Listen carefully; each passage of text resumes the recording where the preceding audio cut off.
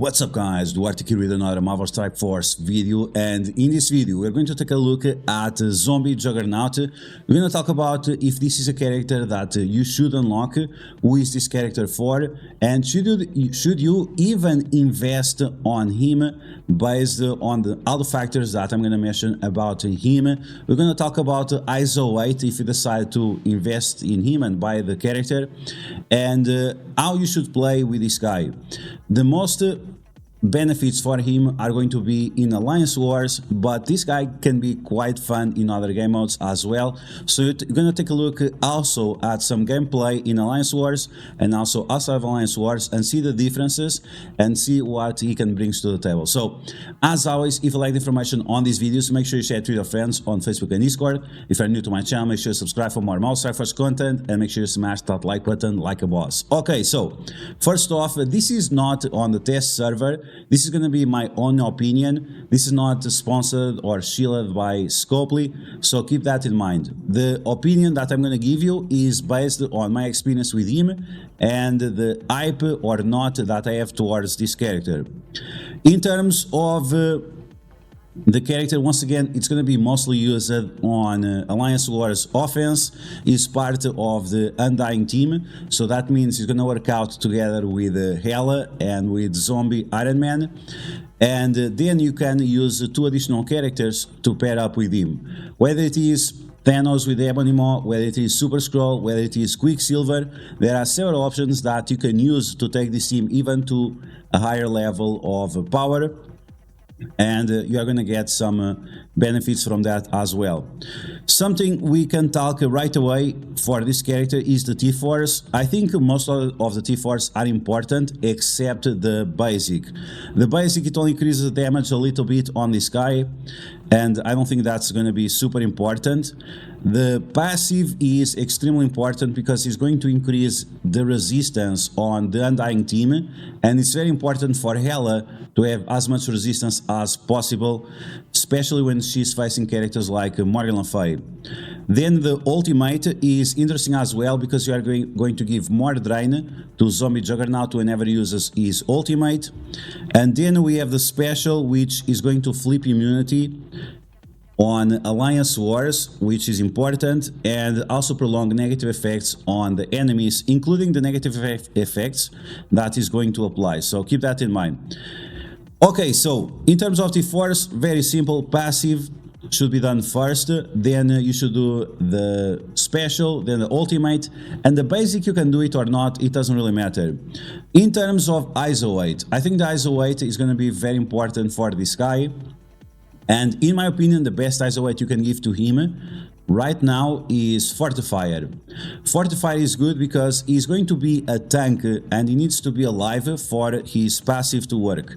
With his passive, whenever an Undying ally dies, and this is going to be usually Greg or Zombie Iron Man, is going to get charges, and with those charges he's going to get additional damage. He's going to get like 30% damage per charge, 30% damage per charge, up to 5. So he's going to get 150% base damage, which is insane. Very, very insane.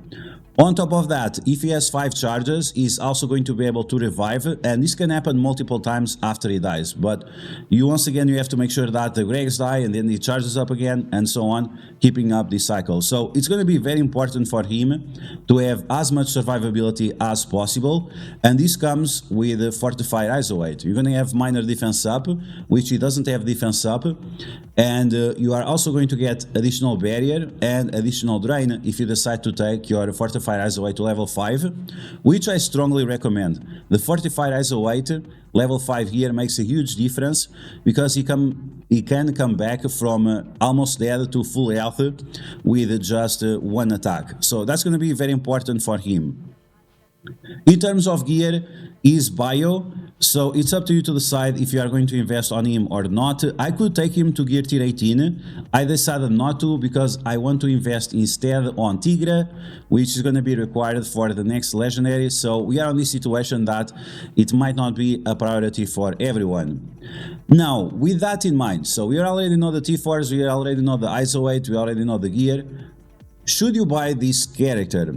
The answer is probably no. And it might seem like, okay, so this is a super hype character, why are you telling me to don't buy it?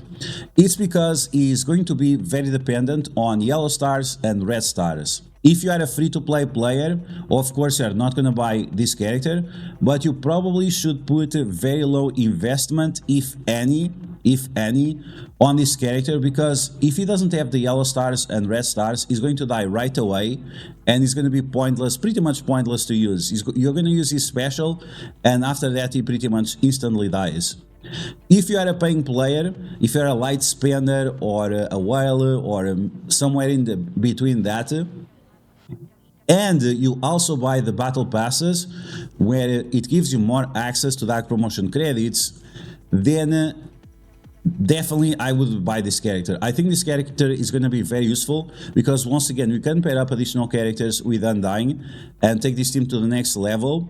And if you have some certainty that you're going to be able to get additional red stars on this character, then the value is going to be there. So it's up to you to decide at the end of the day. I really don't recommend this character for free-to-play players. This is definitely a pay-to-win character, which will open a lot of doors, but if you're not going to be able to get the yellow stars and red stars on him, he's going to fall flat really quick because he's not a kit-based character like Zombie Iron Man was.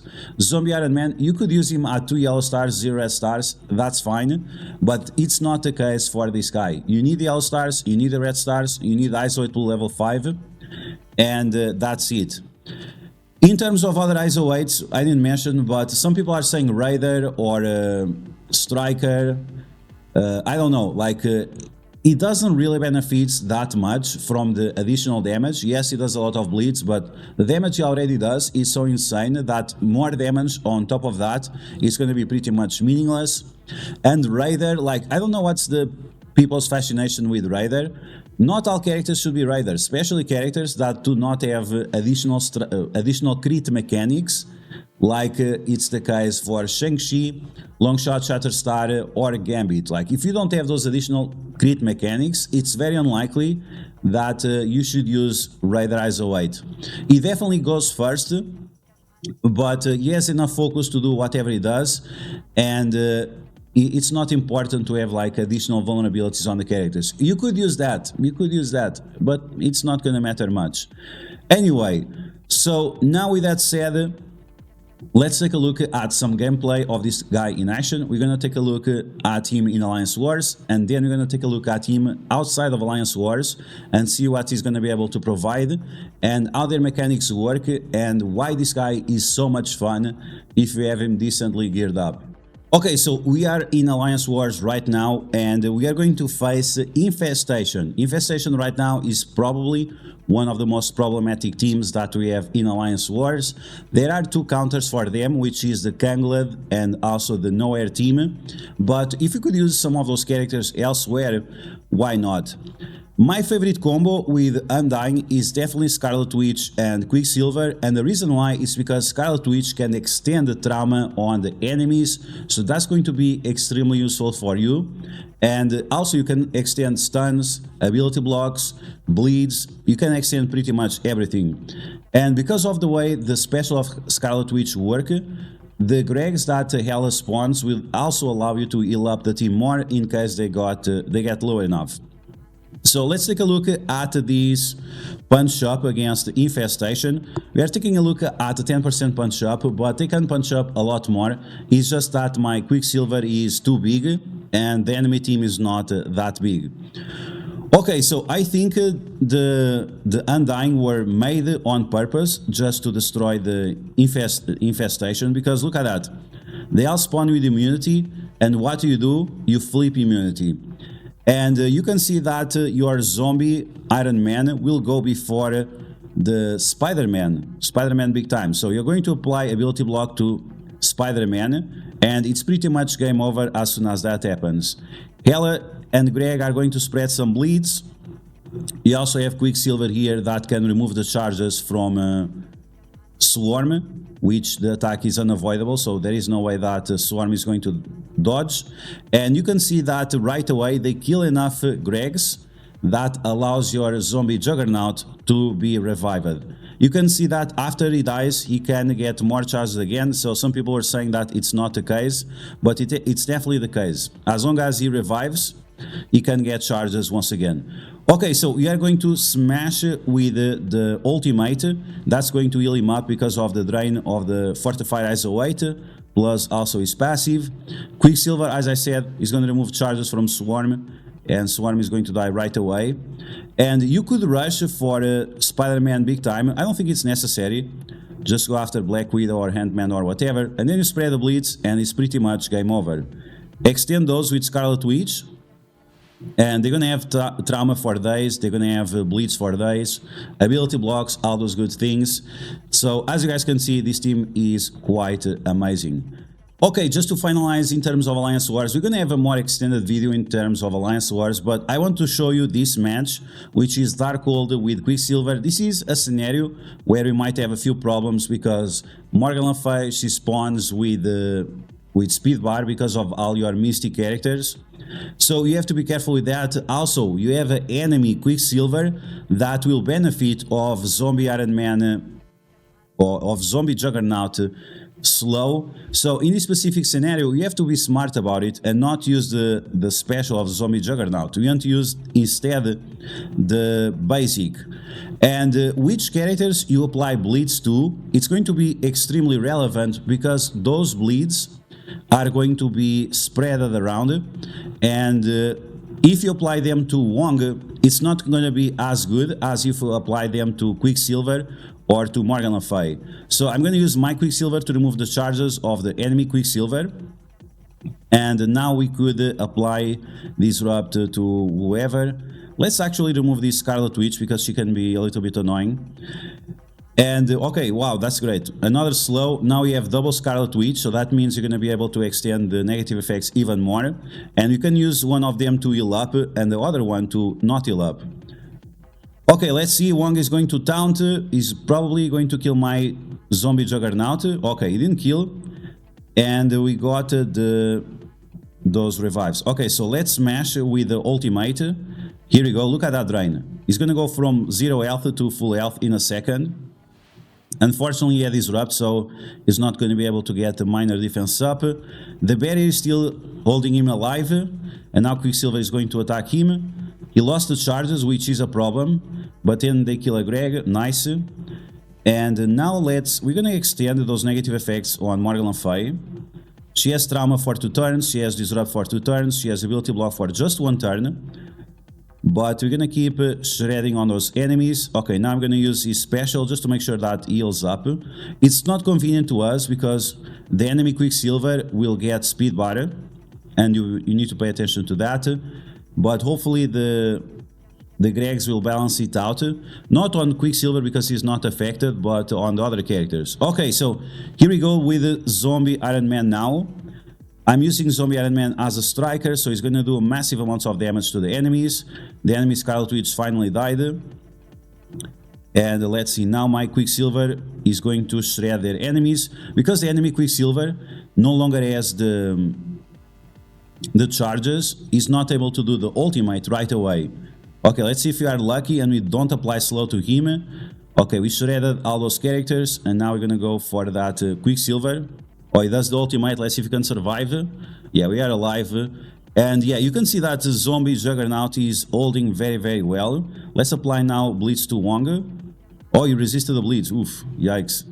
This is a problem of the size. Okay, so we're gonna spread that, and it's pretty much game over. So you have to be smart on how you play with these zombie characters, because otherwise you might not be able to capitalize on their negative effects. Okay, now let's take a look at Zombie Juggernaut in action in Dark Dimension 4. And this is just because we have a lot of enemies on the field. We just want to test the mechanics and see how it works.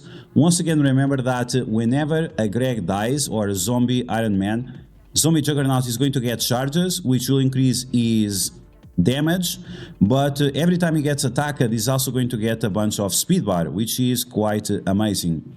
Okay, so we're going to apply negative effects to that Elsa Bloodstone in the middle. And then you want to make sure that you start spreading slows, bleeds, all those kind of things. and then you'll see that all the enemies will start to die right away, and you can see that zombie Juggernaut is getting speed bar like crazy. 45% speed bar already, and the more Gregs you have on the field, the better it is, because the speed bar just goes like crazy. Okay, so look at that, 45% speed bar. Once again, we are going to extend those bleeds and spread them. Okay, there we go, nice. Punisher with a big ultimate, of course. Punisher, best character in the game. And that's it. So zombie Juggernaut on these situations, he just gets speed bar over and over again. Now, does this mean that he's going to be good for Dark Dimension? Absolutely not. I'm showing you this not because he's good for Dark Dimension, but he's going to be good for other game modes like the Sword the Satellite. This is the new tower. And because of that, because of the new tower, because of the PvE environment, that means that we're going to be able to use Zombie Juggernaut and the Undying team on this specific scenario where you cannot use the bonuses from Alliance Wars. It doesn't matter, you're still going to be able to use the other mechanics in order for him to be good. And you can see that he keeps getting speed bar like crazy and spreading all his bleeds with everyone else. And he just keeps having turns. You can see like he gets insane amount of speed bar all the time because of whenever you're getting attacked, he gets 45% speed bar or more, depending on how many Gregs you have. Okay guys, so that's going to be the video. I hope you guys enjoy it. Zombie Juggernaut in action. Once again, he's pretty much a pay-to-win character. If you are not going to be able to buy his offers, get his yellow stars and red stars, this is a character that I would probably not recommend to invest a lot in. If you are free to play, this is probably one of the biggest skips you can do. But if it's not the case, if you spend money in the game, if you buy the battle passes, if you have somewhat access to dark promotion credits, and if you can get some yellow stars and red stars on this guy, he's gonna be quite amazing. Once again, huge value in terms of Alliance Wars. We'll have upcoming video with a lot of Alliance Wars attacks with this guy. And then also in Avengers Tower, Sword Satellite, wherever it's the nonsense coming, this guy is gonna be very useful as well because of the combos of Undying Hela, Zombie Juggernaut and Zombie Iron Man, plus other characters that can be together with them, like Thanos, Ebony Maw, Super Skrull, Doctor Doom, Dormammu, Apocalypse, many characters that you can use together with them for additional value. So I hope you guys enjoyed this video. If you did, make sure you smash that like button, and if you found the video helpful, make sure you share it with your friends on Facebook and Discord. If you're new to my channel, make sure you subscribe for more Marvel Strike Force content, and I'll catch you guys later.